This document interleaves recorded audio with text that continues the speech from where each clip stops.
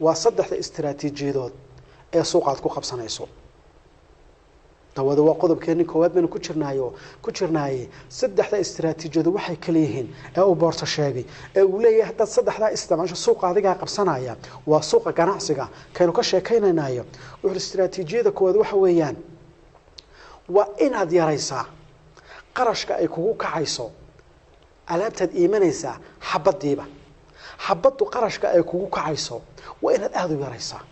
markasta oo xabadu qarashka ay kugu kacaysa ay ka yar tahay dadka kale kula mid ee ganacsada alaabta iibiyaan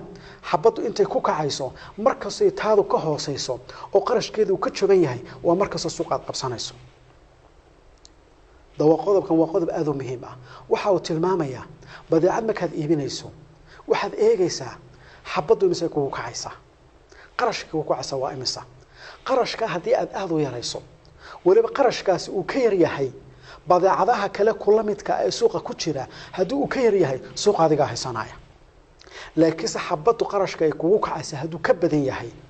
kuwa kale inta ku iibiyaan ay ku kacdo haduu ka badan yahay suuqa runtii ma qabsan kartid marka qodobku wuxuu tilmaamayaa waa inaad qarash gaaraysaa waliba qodob xabadu inta kugu taagan tahay waa inaad yaraysaa su'aashu